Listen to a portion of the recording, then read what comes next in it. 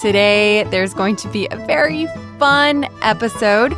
We're going to read a fable, and you're going to learn 10 negative advanced adjectives. You'll hear lots of examples, so let's get to it. Hi, everybody. My name is Shauna, and this is the American English podcast. My goal here is to teach you the English spoken in the United States through common expressions, pronunciation tips, and interesting cultural snippets or stories. I hope to keep this fun, useful, and interesting. Let's do it. Hey, guys. Welcome back. I went to the library yesterday with my daughters, and we spent a long time trying to figure out which books we should borrow. And Julia, if you don't remember, she's 6 years old. Clara is almost 5. And typically, we borrow quite a few picture books because they're very entertained with stories when they're looking at pictures. And of course, it also helps with reading comprehension. Julia is a beginner reader, and so is Clara. And so we typically get a lot of books also from the I Can Read series.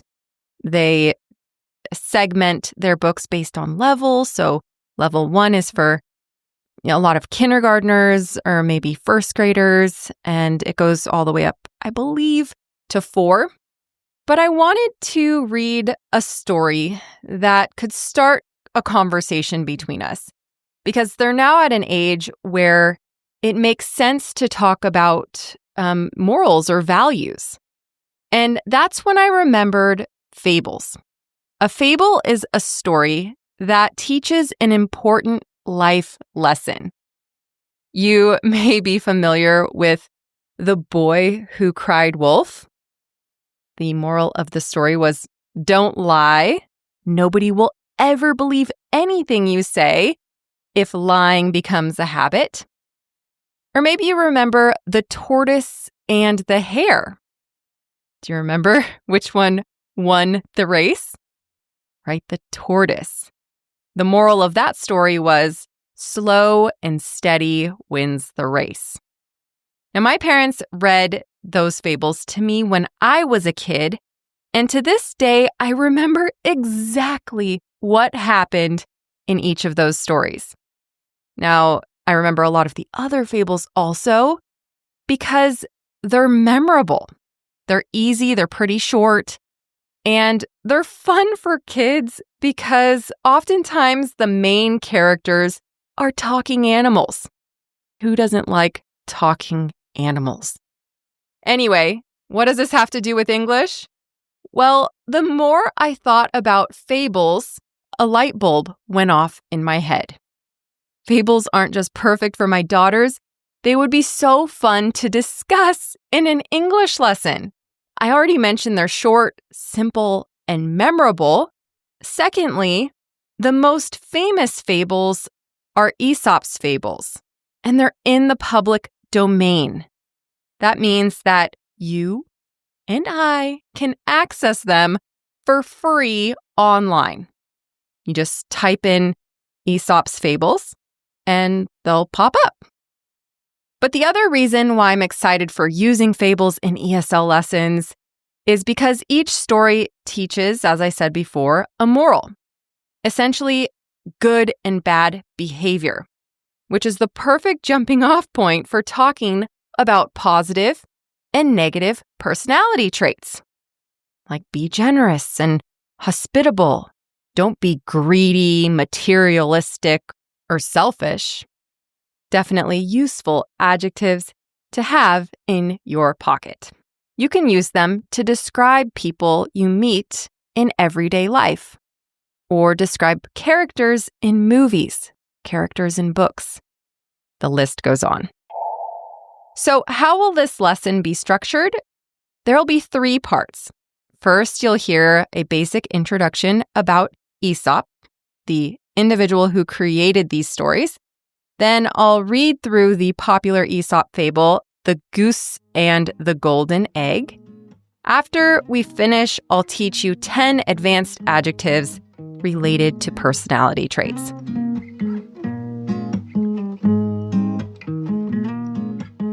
Who is Aesop? I have to admit, I have been pronouncing this name incorrectly my whole life, and I honestly think everyone around me has too.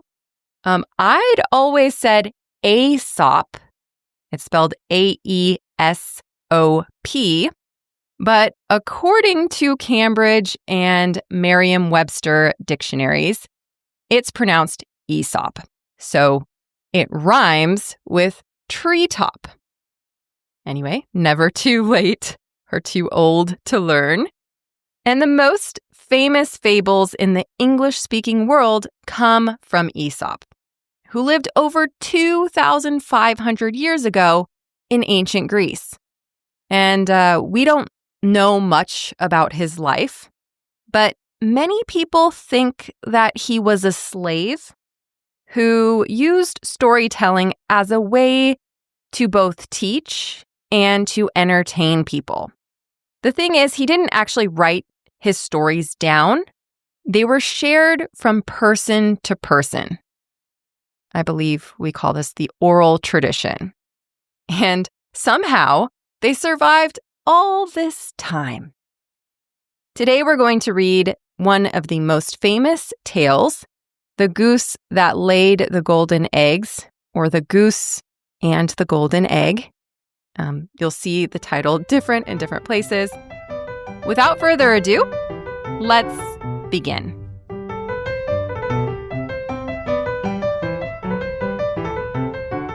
There was once a countryman who possessed the most wonderful goose you can imagine.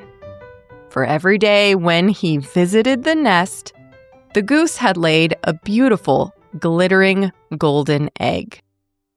The countryman took the eggs to the market and soon began to get rich. But it was not long before he grew impatient with the goose because she gave him only a single golden egg a day. He was not getting rich fast enough.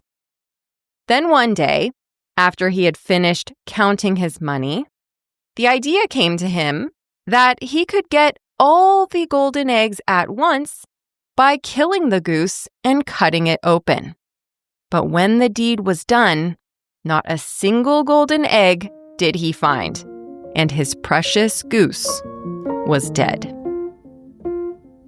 Moral: those who have plenty want more, and so lose all they have. In simple English, when people are greedy and want more than they need, they often lose everything.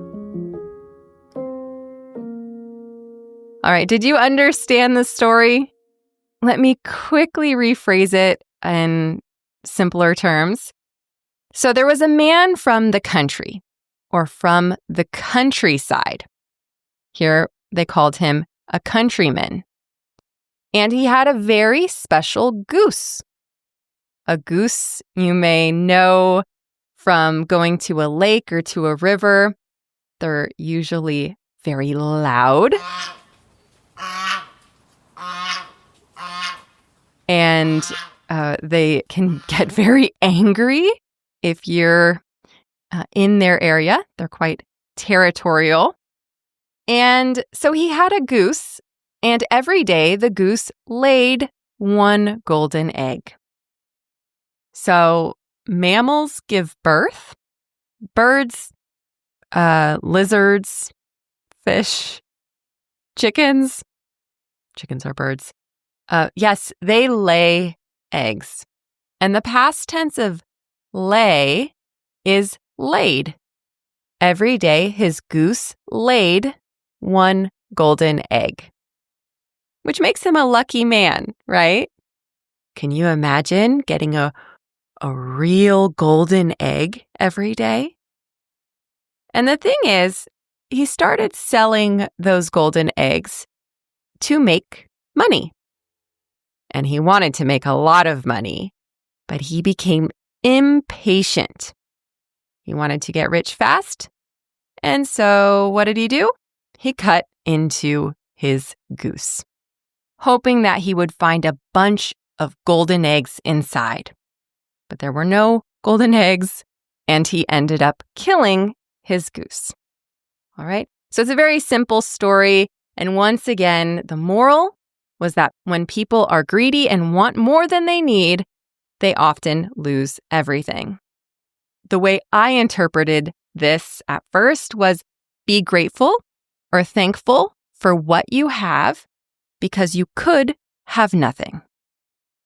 So let's move on to the specifics of this lesson. We'll go through the meaning a bit more, and then we'll go through the adjectives.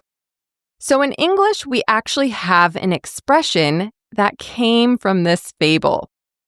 Don't kill the goose that lays the golden eggs. We use this to say, don't ruin a good thing just because you want more. When might you use this? Well, maybe a YouTuber is growing very slowly and they decide to do something dishonest or risky to get more views. Someone might say, well, don't kill the goose that lays the golden eggs. In other words, don't ruin your channel by doing something dishonest. Be honest and good and not greedy. Let me give a few more examples of when we might use this.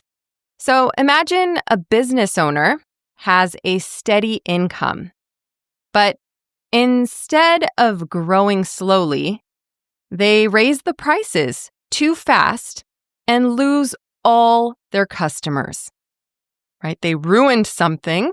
They ruined their business because they wanted more. They wanted more money. They killed the goose that laid the golden eggs. In relationships, if someone is constantly wanting more attention or maybe some more excitement and ignores the good parts of the relationship, they might push a good partner away. They might ruin a good thing. Don't kill the goose that lays the golden eggs. In every case, we just went through, greed led to loss. Can you think of a time when someone you know ruined a good situation because they were greedy? Right? The point is, don't be greedy. And that brings me to the 10 advanced adjectives that we can learn from this fable. The first, of course, is greedy. What does that mean? Someone who is greedy takes more than they should, or as we say, more than their fair share. For example, if there are 5 cookies on the table and 5 people in the room, a considerate person may take 1 cookie. Leaving 4 cookies for the 4 other people would be the kind thing to do. You are taking your fair share, and you're also taking the others into consideration. A greedy person might take more than 1 cookie for himself or herself, which is a little bit selfish, isn't it? Selfish is our second adjective, and it's sort of the opposite of considerate or unselfish. Now, we're selfish when we think only of ourselves, even when our actions negatively impact others. The man in the story was selfish, wasn't he? He didn't consider the well-being of his goose, so he sliced it open, right? He was only thinking of himself and his riches. He was inconsiderate, which is our third adjective. He did not consider the thoughts, needs, and emotions of others. So the man in the story got greedy. He became selfish. He was ungrateful for what he had and wanted more right away. Ungrateful is our fourth adjective. And the key here is to remember the preposition that goes with it. For. So the positive version would be grateful. I'm grateful for my family, or I'm grateful for my friends. It means I'm thankful for them. I'm happy they exist. I'm not grateful, or I'm ungrateful for the flies and the spiders that find their way into my house. And in this story, the man was ungrateful for his goose and apparently for the gifts it gave him because he didn't show his appreciation for the goose. All right? Now, so far, we've got the terms greedy, selfish, inconsiderate, and ungrateful. They're not nice adjectives. Next, we move on to spoiled, entitled, and bossy. Can you think of a character from a book or a film who encompasses these terms? I can. Do you remember Veruca Salt from Charlie and the Chocolate Factory? She's greedy, selfish, inconsiderate, ungrateful, and 100% spoiled. When a kid is spoiled, when they get everything they want, they start to feel entitled, which means they believe they deserve special treatment just because they are who they are. Now, Veruca in this film takes it even further. She's spoiled rotten, which is the worst kind of spoiled. It's spoiled to the extreme. She's spoiled rotten. And she walks all over her parents, meaning she bosses them around, tells them what to buy her, and she expects them to obey her. She doesn't ask them for help or for things. She demands them.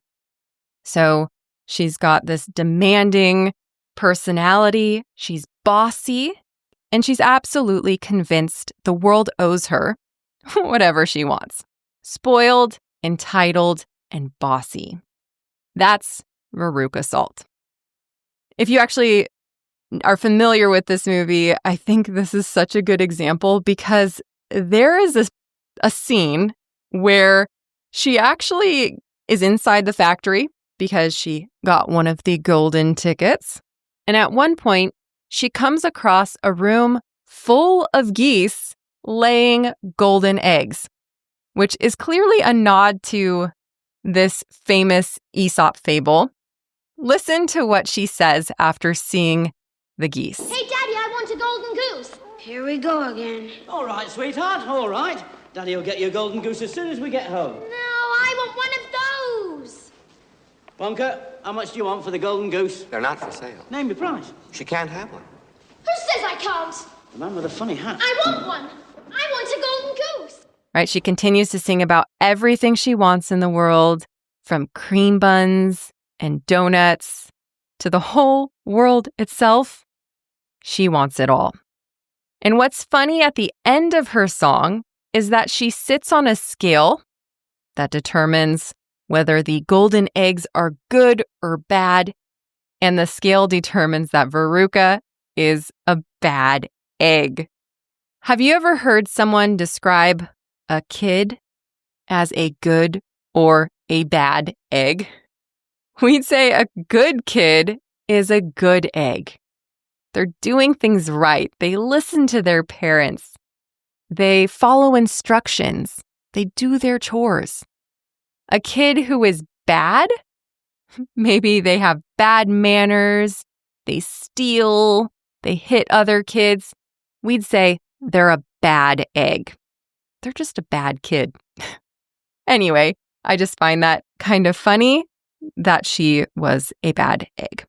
Because she was spoiled rotten and bossy and entitled. Which brings me to number 7, gluttonous.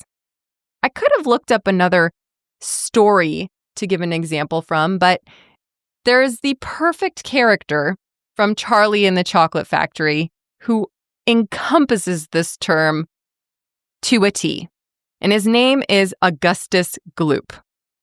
So what does it mean to be gluttonous? It means to have the habit of overindulging or consuming too much food. It's being greedy for food. And being greedy for food is called gluttony. If you are religious or have a background where you study the Bible, you might be familiar with gluttony. It's considered one of the 7 sins. So let me give you an example of how Augustus Gloop was gluttonous. From the moment he entered the chocolate factory, Augustus shoved handfuls of sweets into his mouth. He ignored warnings from Willy Wonka, who owned the factory, and he ended up diving headfirst into the chocolate river because he was trying to drink it, right? So his eyes were definitely bigger than his stomach. He was gluttonous. The character in The Goose That Laid the Golden Egg wasn't necessarily gluttonous.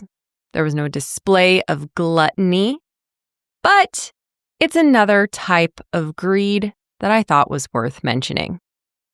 Now, so far, we've covered quite a few words: greedy, selfish, inconsiderate, ungrateful, spoiled, entitled, gluttonous.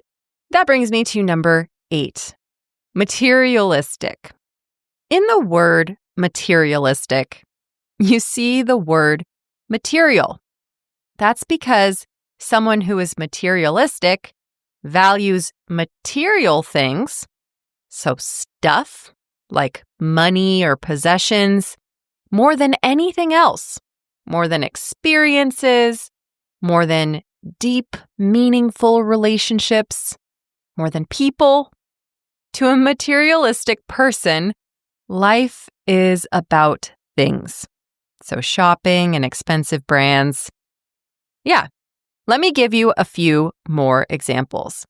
Carrie is so materialistic. She only dates guys who drive fancy cars and wear designer clothes. In other words, she values material things maybe more than the character of the person she dates. So obviously, this term has a bit of a negative connotation to it. You might not want to be called materialistic. I'm not materialistic. I'd rather spend my money on travel and experiences than on expensive things. One last one. He seemed nice at first, but then I realized he was very materialistic and only cared about money. So do you know anybody who's materialistic? Would you consider the man in the story materialistic? It's definitely possible. I'm curious to hear what you think. Can we judge someone's character based on one event like this? Does it matter what he does with the money after he makes it? Think about it. It's sort of a complex question, but I think it's interesting. And that brings me to an easier one that's less complex. Number 9, impatient. Now, the character in our story was impatient. He was anxious to get more golden eggs and cut the goose open. This one is fairly easy, despite it having an irregular negative form, right? So patient, the opposite is not impatient, it's impatient. Someone who is impatient can't wait or tolerate delays. Occasionally, when Lucas and I become impatient, we try to count to 10.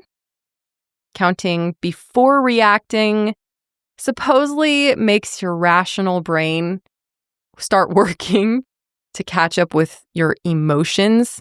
So you might have an initial emotional reaction, but then that counting to 10 makes you reconsider displaying some of the emotional things you might have said if you had spoken quickly.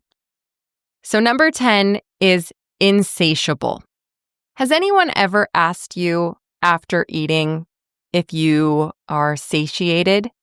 It's a fancy way to say full. Are you full? Are you satiated? Insatiable means always hungry, and it can carry over into many areas of life. I've decided to add this one to the end because it can be both positive and negative, and I want to end on a light note. So, this fable isn't just about a goose, right? It's a warning.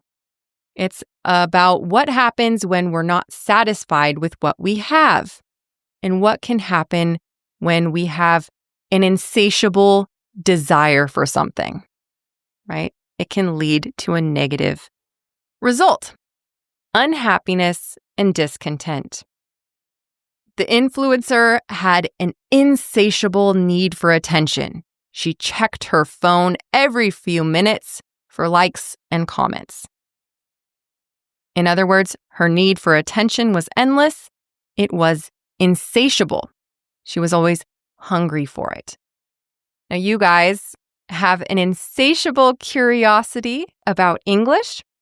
You've just spent over 15 minutes listening to me chat about adjectives and a fable. Your desire to learn is insatiable. And right now, I have an insatiable craving for sushi. So let's wrap up this lesson, or wrap up some sushi. Today, we read the story, The Goose and the Golden Egg. In it, you heard about a man who was greedy, ungrateful, inconsiderate, impatient, selfish, entitled. He was spoiled because his goose laid a golden egg every day, but he didn't realize how spoiled he was. He might have been materialistic. He might have used his riches to buy nice clothes or a big house. Who knows? Maybe he would have become gluttonous.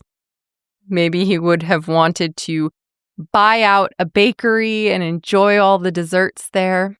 The point is, his hunger for more was insatiable, and he was left with nothing.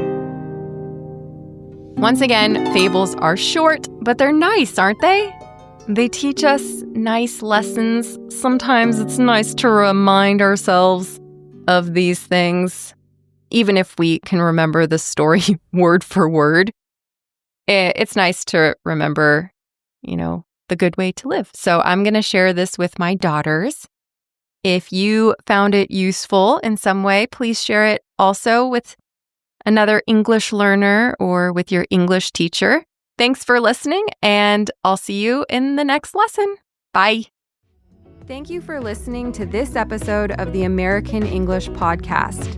Remember, it's my goal here to not only help you improve your listening comprehension, but to show you how to speak like someone from the States. If you want to receive the full transcript for this episode, or you just want to support this podcast, make sure to sign up to premium content on americanenglishpodcast.com. Thanks, and hope to see you soon. Clara, what did you think of the story about the man and the goose that laid the golden egg? He was greedy. Do you think you're greedy? Are you a greedy little girl? No. No? Are you a spoiled little girl? Do you get everything that you want? No. Yeah, it's not good to be a spoiled, greedy little child. Did you know sometimes we can call little kids that are good eggs, and kids that are bad eggs? You're a good egg, Clara. Good egg. You're a golden egg. Good egg. You're a good egg or a golden egg? You're a golden egg and I am a good egg. Aw, thank you.